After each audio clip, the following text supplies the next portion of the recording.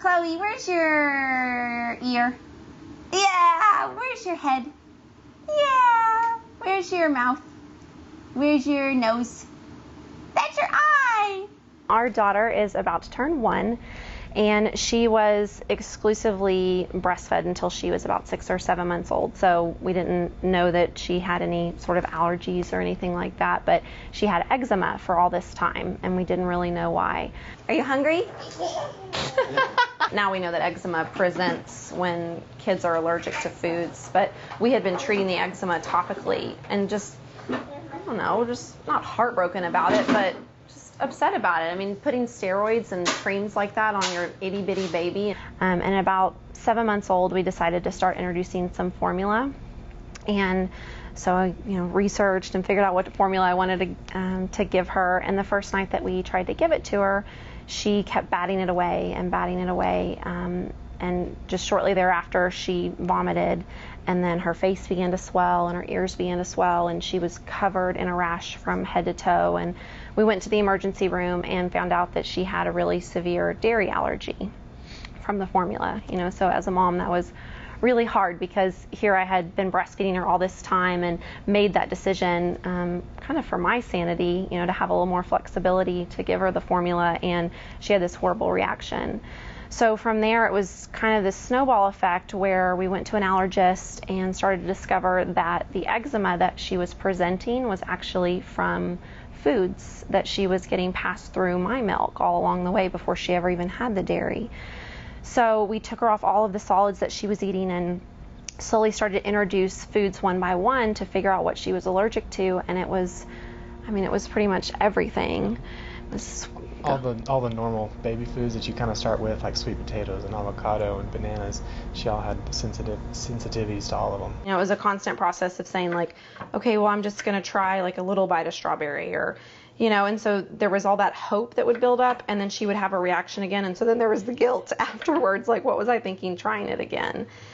I went to the I Can Do It conference in Austin and first heard Dr. Joe speak, and he didn't talk about healing or anything, but just this idea of our being able to change our life by changing our brain. So we had learned these meditations for the healing of the energy centers, and so we went home, and I think it was a couple days after the workshop, Chloe fell asleep on me for one of her naps, and I just eat that time up of getting to hold her and be close to her. And so instead of putting her in her crib, I just let her stay there on me, and while she was on me, I meditated, as I had learned how to do at the workshop.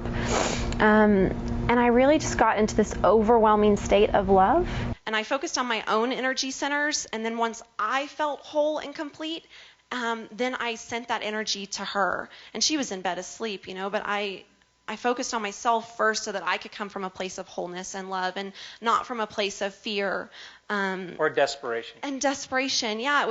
It was just out of this joy of picturing what her life was going to be like, with a face covered with ice cream and the kinds of things that you picture for kids, I didn't even start with the intention of doing the blessing of the energy centers or thinking, I'm going to heal my daughter. It was much purer than that. There wasn't a lot of intention besides just this overwhelming love I was feeling connecting skin to skin with her.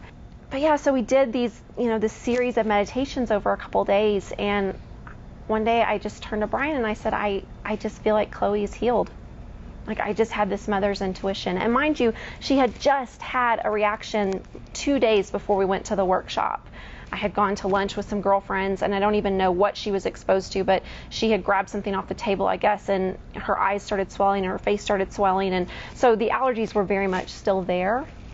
But I told Brian, I was like, I think I'm ready to start introducing some of these foods to her, and like 99% of me believed it, but there was still this 1% of me that was really tentative.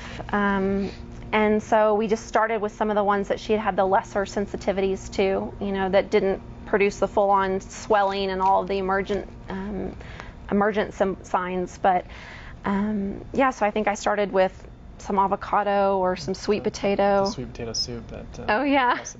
Yeah, I gave her some sweet potato soup, and the next thing you know, she'd eaten an entire bowl of it. And I'm like, okay, well, I hope this works, because she just ingested so much of it.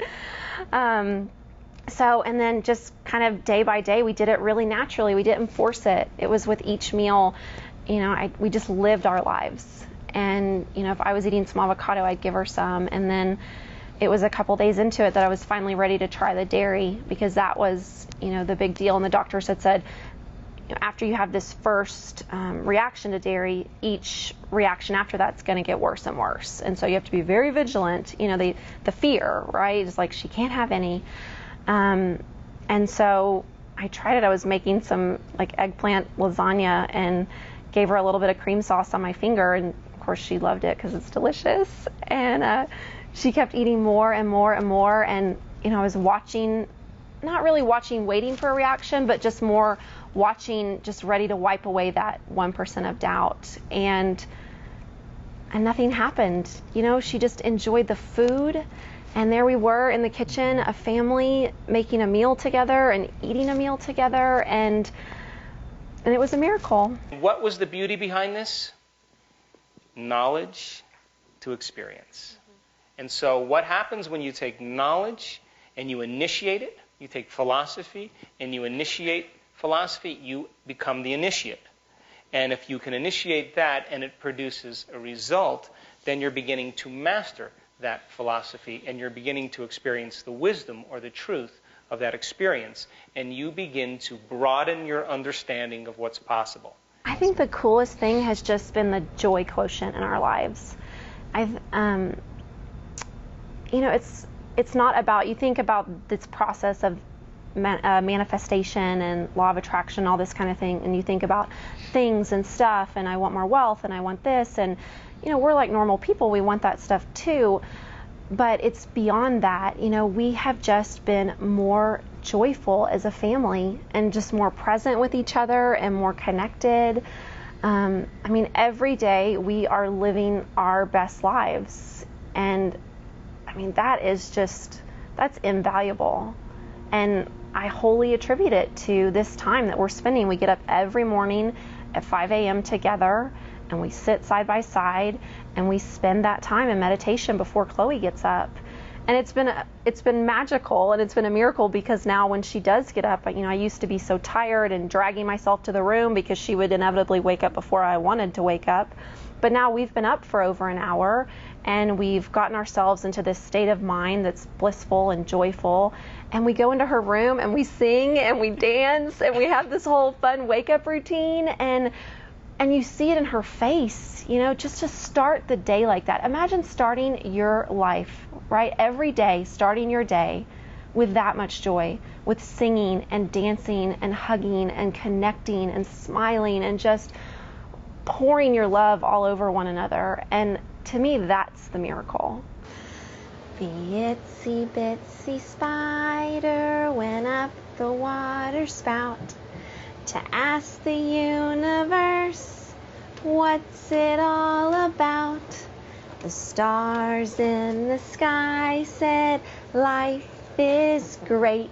So the itsy bitsy spider went home to meditate. Yay! We sang the spider song!